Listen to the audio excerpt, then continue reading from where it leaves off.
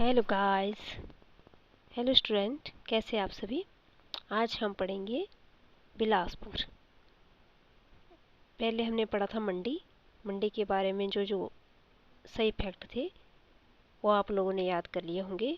आज हम पढ़ेंगे बिलासपुर के बारे में। तो बिलासपुर जो है वो मंडी के साथ जो है इसका एरिया लगता है। तो हम बिलासपुर के बारे में पढ़ेंगे, ठीक है। तो बिलासपुर की सबसे पहले देखेंगे हम पहाड़ियाँ या धार। तो बिलासपुर को जो है सतधार भी कहा जाता है और बिलासपुर का पुराना नाम है आपका कहलूर, ठीक है। तो सतधार कहलूर भी से कहा गया है, ठीक है, क्योंकि यहाँ 7 पहाड़ियाँ हैं। पहले है आपकी नैना देवी पहाड़ी। नैना देवी पहाड़ी जो है इसमें क्या है, नैना देवी जी का मंदिर है। कोट कहलूर किला और फतेहपुर किला इसी पहाड़ी पर स्थित है। तो कई बार जो है ये क्वेश्चन पूछ लिया जाता है कि नैना देवी का मंदिर जो है वो किस पहाड़ी में स्थित है। तो आपका जवाब होगा नैना देवी पहाड़ी में, ठीक है। कोट कहलूर किला और फतेहपुर किला भी इसी पहाड़ी में स्थित है। किसमें? नैना देवी पहाड़ी में। आगे है कोट पहाड़ी धार। कोट धार में बछरेटू किला स्थित है। आगे है झंझियार धार। सिरखड़ी से 2 भागों में बांटता है। तो झंझियार धार को कौन खड्ड? सिरखड्ड 2 भागों में बांटता है। यहाँ पर गुग्गा गेड़वी और देवी भडोली का मंदिर है। आगे है त्यून धार। त्यून किला बियानू का मंदिर, स्यून किला और नौरनगढ़ किला इसी पहाड़ी पर स्थित है। त्यून और स्यून पूछा जाता है ना। स्यून किला जो है कहाँ पे है, तो आपने ध्यान रखना है त्यून स्यून, ठीक है। त्यून धार पे आपका स्यून किला है, ठीक है। आगे है बंदाला धार या बंदला धार। तो यह धार 17 किलोमीटर लंबी है। रतनपुर पहाड़ी धार। इस पहाड़ी पर रतनपुर किला स्थित है। इसे डेविड ऑक्टरलोनी ने Gorkha commander Amar Singh David Ochterlony ने तैयार किया था, ठीक है। इस पहाड़ी पर रतनपुर किला स्थित है। रतनपुर पहाड़ी पर, ठीक है।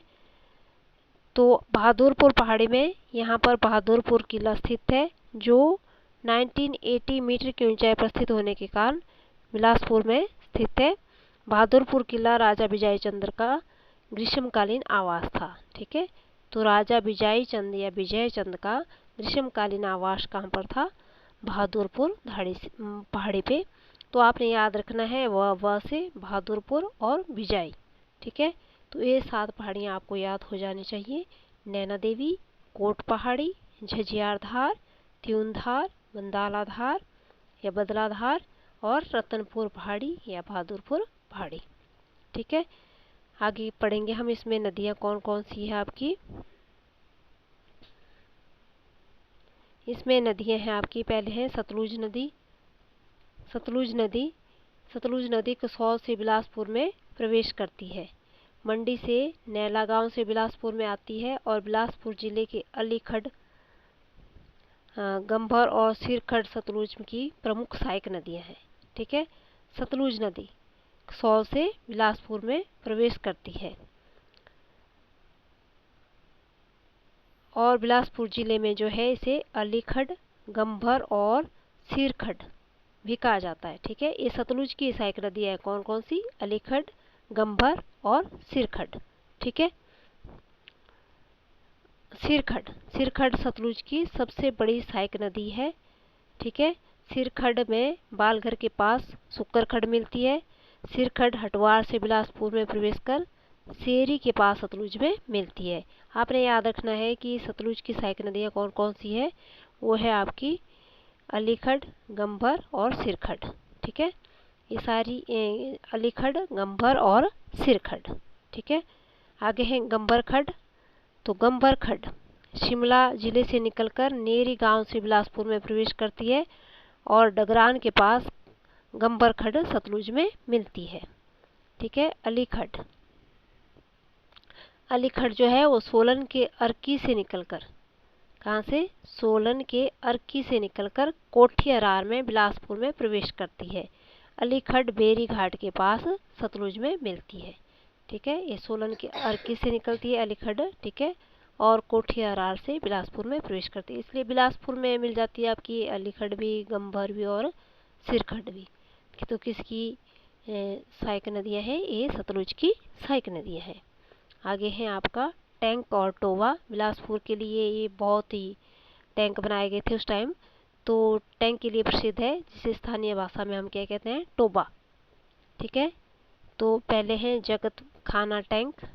इस टैंक का निर्माण राजा हीराचंद ने किया था, ठीक है।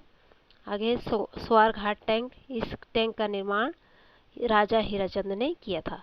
जगत खाना और स्वारघाट टैंक। टैंक संगवाना। इस टैंक का निर्माण राजा विजयचंद ने किया था। इसके अलावा बिलासपुर में tank Kasol, tank Jamthar, tank Rewalsar और टैंक नैना देवी स्थित है।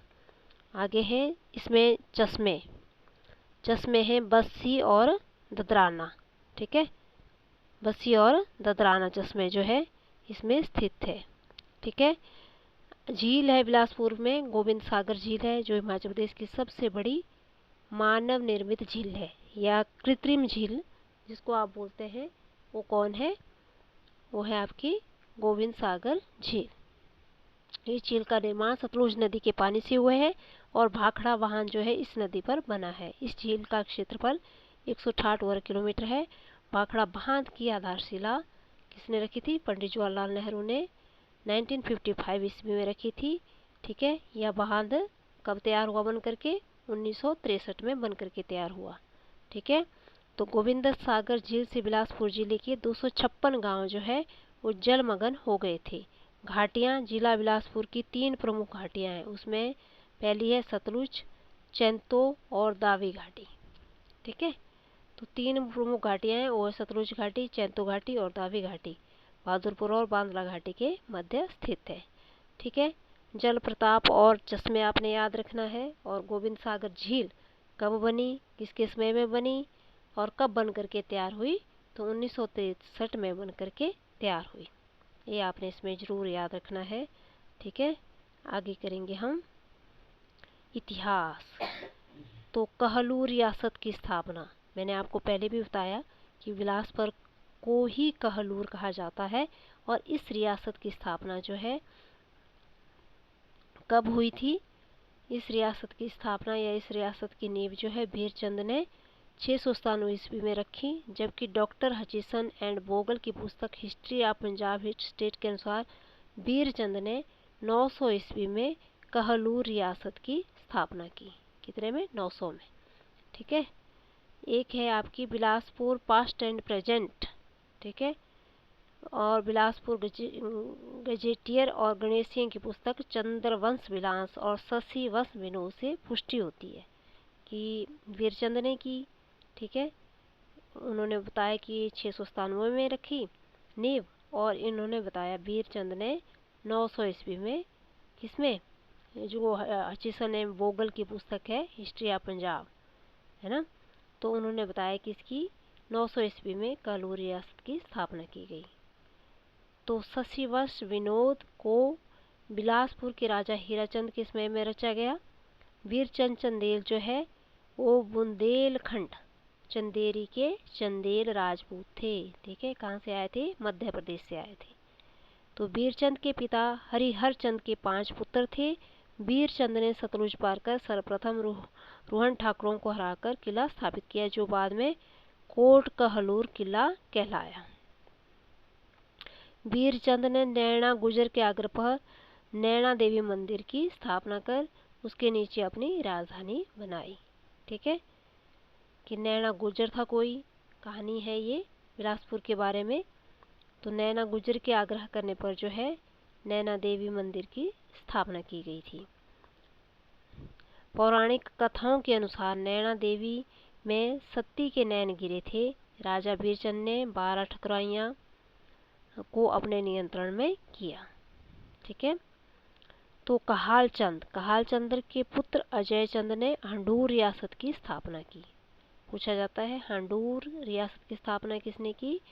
तो कहालचंद के पुत्र अजय चंद ने हंडूर रियासत की स्थापना की, ठीक है। हंडूर रियासत की स्थापना किसने की? अजय चंद ने। मेघचंद को उसके कठोर बर्ताव के कारण जनता ने राज्य छोड़ने के लिए मजबूर कर दिया। मेघचंद ने कुल्लू रियासत में शरण ली और इल्तुतमिश की सहायता से पुनः गद्दी प्राप्त की।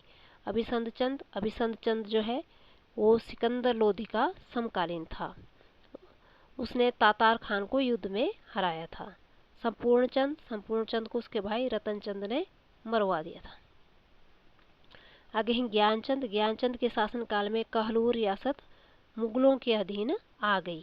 ठीक है, ये भी बहुत ही जरूरी है आपका राजा कि ज्ञानचंद जो है वो अकबर का समकालीन राजा था। ज्ञानचंद ने सरहिंद के मुगल वायसराय के प्रभाव में आकर के इस्लाम धर्म अपना लिया था। कि बिलासपुर का ऐसा कौन सा राजा है जिसने इस्लाम धर्म को अपनाया था, वो है आपका ज्ञानचंद। ठीक है, और ज्ञानचंद का मकबरा आज भी कहाँ पे है, कीर्तपुर पंजाब में देखा जा सकता है। तो ज्ञानचंद के 3 बेटे थे, उनमें से 2 ने जो है इस्लाम धर्म, जबकि बीकचंद ने हिंदू धर्म को अपनाया।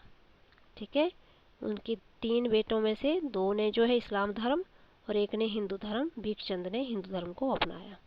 ठीक है, बीकचंद ने 1600 ईस्वी के आसपास नैना देवी कोट कहलूर में अपनी राजधानी बदलकर सुनहानी कर ली। ठीक है, आगे है कल्याण चंद ने हांडूर रियासत की सीमा पर एक किले का निर्माण करवाया, जिसके कारण दोनों रियासतों के बीच युद्ध हुआ, जिसमें हांडूर के राजा की मृत्यु हो गई। इसमें आप याद रखेंगे दीपचंद, है ना, दीपचंद जो है वो जरूरी है। दीपचंद ने 1654 ईस्वी में अपनी राजधानी सुनहानी से बदलकर ब्यास गुफा के पास ब्यासपुर में स्थानांतरित कर दी। कहाँ पे, ब्यासपुर या बिलासपुर में स्थानांतरित कर दी। और बिलासपुर शहर की स्थापना भी किसने की थी, दीपचंद ने की थी, है ना। दीपचंद ने धुर्रा महल का निर्माण करवाया और दीपचंद ने राजा को जय देवा, राणा को राम राम और मियाँ को जय जय जैसे अभिवादन प्रथा शुरू करवाई। दीपचंद को नादौन में 1660 ईस्वी में कांगड़ा के राजा ने भोजन में विष देकर मरवा दिया। आगे हैं भीमचंद। तो बिलासपुर कालूर के राजा भीमचंद लगभग 20 वर्षों तक गुरु गोविंद सिंह के साथ परस्पर युद्ध में व्यस्त रहे। तो राजा भीमचंद जो है 20 वर्षों तक किसके साथ युद्ध करते रहे, गुरु गोविंद सिंह के साथ। ठीक है, गुरु गोविंद सिंह ने 1682 ईस्वी में कहलूर की यात्रा की और कहलूर का राजा 1686 ईस्वी में बघानी साहब के युद्ध में गुरु गोविंद सिंह से पराजित हुआ था। तो 1686 ईस्वी में जो है वो आपका बघानी का युद्ध हुआ था, है ना। दोनों के बीच 1682 ईस्वी से 1685 ईस्वी, 1686 ईस्वी और 1700 ईस्वी में युद्ध हुआ, जिसमें हर बार जो है वो भीमचंद पराजित हुए। तो गुरु गोविंद सिंह और भीमचंद ने 1667 ईस्वी में नादौन में मुगलों की सेना को पराजित किया। तो भीमचंद की 1712 ईस्वी में मृत्यु हो गई। ठीक है, आगे करेंगे आप अजमेर चंद। तो इन्होंने अजमेरगढ़ किला बनवाया। ठीक है, आगे हैं देवीचंद। राजा देवीचंद ने हांडूर रियासत के राजा मानचंद और उसके पुत्र की मृत्यु के बाद जनता के आग्रह पर स्वयं गद्दी पर न बैठकर गजे सिंह हांडूरिया को राजा बनाया। ठीक है, स्वयं तो नहीं बैठा लेकिन हांडूरिया को राजा बनाया। तो देवीचंद ने 1751 ईस्वी में घमंडचंद की मृत्यु में सहायता की थी। देवीचंद जो है वो नादिर शाह का समकालीन था। तो देवीचंद ने हांडूर के राजा विजय सिंह को रामगढ़ दुर्ग दे दिया था और देवीचंद को नादिर शाह ने बंदी बनाया था। आगे है महानचंद। तो ये बिलासपुर की सबसे लंबी अवधि तक महानचंद ने शासन किया। ठीक है, इन्होंने लगभग 46 वर्षों तक शासन किया। ये आपके महानचंद के नाबालिग होने के समय रामू वजीर ने प्रशासन पर नियंत्रण रखा और रामू वजीर की जब मृत्यु हो गई तो 1790 ईस्वी तक 12 ठकुराइयों ने स्वतंत्रता प्राप्त कर ली। संसार चंद ने 1795 ईस्वी में बिलासपुर पर आक्रमण किया, जिसमें सिरमौर के राजा धर्म प्रकाश की मृत्यु हो गई। तो संसार चंद ने बिलासपुर के झंझियार धार में, ये बहुत ही जरूरी लाइन है यहाँ पे, संसार चंद ने बिलासपुर के झंझियार धार पर छातेपुर किले का निर्माण बिलासपुर करवाया।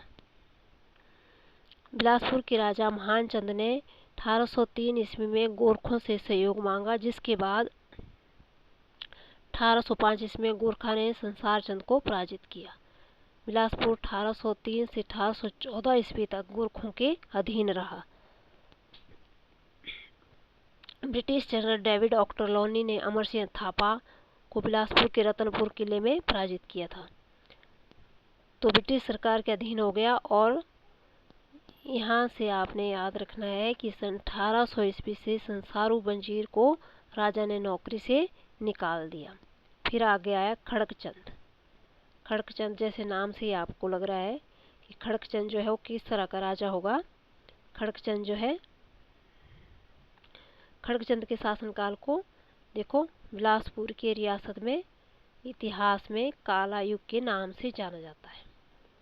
ठीक है, नाम ही खड़कचंद था और इसकी रियासत से के इतिहास में से काला युग के नाम से जाना जाता है। खड़कचंद निसंतान मर गया, उसकी कोई संतान नहीं थी। ठीक है, तो संसार वजीरों की मृत्यु के बाद 1832 में उसका पुत्र बिशन सिंह वजीर बना और रसल क्लार्क उसमें अम्बाला का पॉलिटिकल एजेंट था। ये याद रखने की जरूरत नहीं है, आपने याद रखना है कि खड़कचंद के समय में बिलासपुर रियासत के इतिहास में काला युग के नाम से जाना जाता है। आज आगे है राजा जगतचंद। मियाँ जंगी को खड़कचंद की मृत्यु के बाद प्रशासन का कामकाज सौंपा गया। खड़कचंद की मृत्यु के बाद उसके चाचा जगतचंद को राजा बनाया गया, क्योंकि खड़कचंद की कोई संतान नहीं थी ना, तो उसके चाचा को जो है राजा बनाया गया। तो राजा जगतचंद के इकलौते पुत्र नरपत चंद की 1844 में मृत्यु के बाद राजा जगतचंद और उसके पोते हीराचंद को गद्दी सौंपकर वृंदावन चला गया। वहाँ 1857 ईस्वी में इसकी मृत्यु हो गई। आगे हीराचंद। हीराचंद ने 1857 ईस्वी में विद्रोह कर अंग्रेजों की सहायता की। हीराचंद के शासनकाल को बिलासपुर रियासत के इतिहास में स्वर्ण काल के नाम से जाना जाता है। ठीक है, स्वर्ण काल के नाम से किसको जाना जाता है? हीराचंद। हीराचंद ने ही टैंक का निर्माण भी किया था, जो हमने पीछे पढ़ा। ठीक है, तो हीराचंद ने 1874 ईस्वी में जगतखाना और सवार घाट में टैंक का निर्माण करवाया। तो हीराचंद ने सर्वप्रथम बिलासपुर में भू राजस्व सुधार किए। ठीक है, हीराचंद के 1882 ईस्वी के मोहल्ली नामक स्थान पर मृत्यु हो गई। हीराचंद के समय भूमि कर का कुछ भाग नकदी में और कुछ भाग उपज के रूप में लिया जाता था। तो वर्ष 1863 ईस्वी में फसल का भाग जो भूमि कर के रूप में लिया जाता था, यह पैदावार का तीसरा हिस्सा था। आगे हम करेंगे अमरचंद। अमरचंद भी बहुत ही जरूरी है। हीराचंद, अमरचंद और महानचंद, ये मैंने आपको बताया, और दीपचंद। ठीक है, तो अमरचंद ने क्या किया था? अमरचंद के शासनकाल में बिलासपुर में के घेडवी में झुगा आंदोलन हुआ। झुगा आंदोलन जो है वो अमरचंद के टाइम में हुआ, 1883 में। ठीक है, अमरचंद ने 1885 ईस्वी में रियासत के अभिलेख देवनागरी लिपि में रखने व कामकाज देवनागरी लिपि में करने के आदेश पारित किए। इस काल में बिलासपुर में दुमा आंदोलन हुए। ठीक है, तो कई बार पूछा जाता है कि किसने जो है अभिलेख जो है देवनागरी लिपि में रखने और कामकाज देवनागरी लिपि में करने के आदेश पारित किए, तो वो है आपका अमरचंद। ये आपने ध्यान रखना है कि झुगा आंदोलन जो है अमरचंद के समय में हुआ। देवनागरी लिपि जो है लिपि में रखने अभिलेख को, है ना, तो उसके समय आदेश पारित किए गए। आगे हैं विजयचंद। विजयचंद ने बिलासपुर में 1900 ईस्वी में रंग महल का निर्माण करवाया। ठीक है, तो विजयचंद ने कोर्ट फीस जुडिशल स्टॉप शुरू करने के अलावा बिलासपुर शहर में पानी की सप्लाई शुरू करवाई। ठीक है,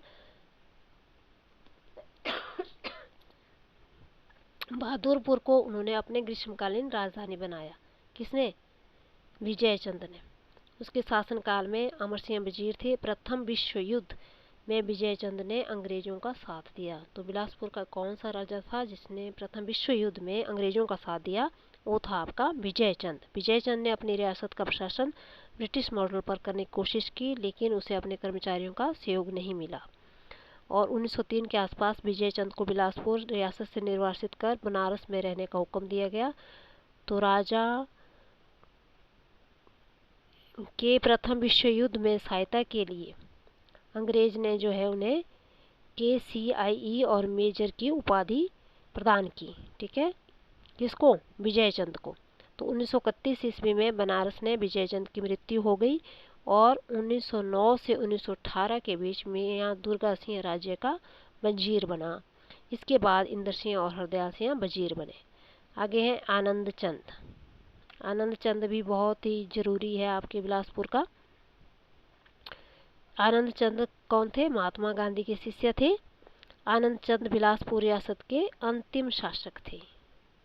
बिलासपुर को भारत में विलय का वह विरोध करते थे और स्वतंत्र अस्तित्व के पक्षधर थे। तो बिलासपुर को 9 अक्टूबर 1948 को ग श्रेणी का राज्य और 12 अक्टूबर को आनंद चंद को बिलासपुर का पहला मुख्य आयुक्त बनाया गया। ठीक है, तो बिलासपुर का पहला मुख्य आयुक्त बनाया गया था आपका आनंद चंद। उनके बाद 2 अप्रैल 1949 को श्रीचंद छापड़ा बिलासपुर के दूसरे मुख्य आयुक्त बने। तो बिलासपुर का 1 जुलाई 1954 ईस्वी को हिमाचल प्रदेश में 5वें जिले के रूप में विलय कर दिया गया। ये भी पूछा जाता है कि 5वां जिला कौन बना था और कब बना था। तो 1 जुलाई 1954 को हिमाचल प्रदेश में 5वें जिले के रूप में विलय कर दिया गया। राजा आनंद चंद जो है लोकसभा में निर्विरोध चुने गए। ठीक है, और वह 1957 ईस्वी से में हिमाचल प्रदेश तथा 1964 ईस्वी में बिहार के राज्यसभा के लिए चुने गए। आगे है देवली। देवली नाम सुना होगा आपने, जहाँ पे जो है ट्राउट मछली पालन केंद्र स्थापित है। ठीक है, वो एशिया का सबसे बड़ा है ना। पूछा जाता है एशिया का सबसे बड़ा ट्राउट मछली पालन केंद्र कहाँ पे है? तो है देवली बिलासपुर में। और कब स्थापित किया गया था? 1962 ईस्वी में इसे स्थापित किया गया था। बरमाणा बिलासपुर में सीमेंट की फैक्ट्री है ना। स्वारघाट में पशु रोग नियंत्रण कक्ष स्थित है। और बिलासपुर में 1944 ईस्वी को पहला बैंक ऑफ बिलासपुर की स्थापना की गई। ये तो ऐसे ही है, अगर आपने पढ़ने हैं तो थोड़ा सा मैं इनको चलो करवा ही देती हूँ कि हिमाचल प्रदेश राज्य सहकारी बैंक की पहली शाखा बिलासपुर में 1956 ईस्वी में स्थापित की गई। कोठीपुरा में क्या है? कोठीपुरा में आपके पशु प्रजनन केंद्र स्थित है। और रघुनाथपुरा में बिरोजा फैक्ट्री है। बट्ठी में नवोदय स्कूल है। और पुल बिलासपुर के कंदरौर में एशिया का सबसे ऊंचा पुल है, जो 1959 से 1964 ईस्वी के बीच सतलुज नदी पर बना है। ठीक है। आगे है मेले और मंदिर। तो बिलासपुर में कौन सा मेला होता है? आपको पता है नलवाड़ी का मेला होता है ना। मंदिर कौन है? सातलाई में बाबा बालकनाथ का मंदिर स्थित है। गुग्गा बटेर में गुग्गा मंदिर है। तो बिलासपुर में गोपाल मंदिर, मुरली मनोहर मंदिर, रंगनाथ मंदिर। ठीक है, रंगनाथ मंदिर जो है वो आपके बिलासपुर में है। गोपाल मंदिर, मुरली मनोहर मंदिर और रंगनाथ मंदिर। धूलरा में नरसिंह मंदिर है। पीर पियानू में लखदाता मंदिर है। नैना देवी मंदिर नैना देवी में स्थित है। तो जो मेला है आपका नलवाड़ी का, वो 1889 ईस्वी में W गोल्डस्टीन ने शुरू करवाया था। पूछा जाता है कि बिलासपुर में नलवाड़ी का मेला किसने शुरू करवाया था? तो सॉरी 1889 ईस्वी में W गोल्डस्टीन ने शुरू करवाया था। यह मेला जो है वो पशुओं का मेला है और यह कब लगता है? अप्रैल माह में लगता है। तो नलवाड़ी मेला जो है वो पहले साड़ू मैदान में लगता था, पर भाखड़ाबाद बनने के बाद यह किस मैदान में लगता है? वह लुणु मैदान में लगता है। ठीक है, तो बस इसका इतना ही ज़्यादा ज़रूरी है, बाकी ज़्यादा ज़रूरी नहीं है ना। तो इतना ही हम करेंगे। अगर आपको मेरी वीडियो पसंद आई होगी तो प्लीज़ इसे लाइक शेयर कीजिए, लाइक शेयर और सब्सक्राइब ज़रूर कीजिए। Okay, bye. मैं इसी तरह से आपको पूरे हिमाचल के ज़िले जो है करवा दूँगी। पर आप मेरा सहयोग ज़रूर दीजिएगा। थैंक यू, धन्यवाद।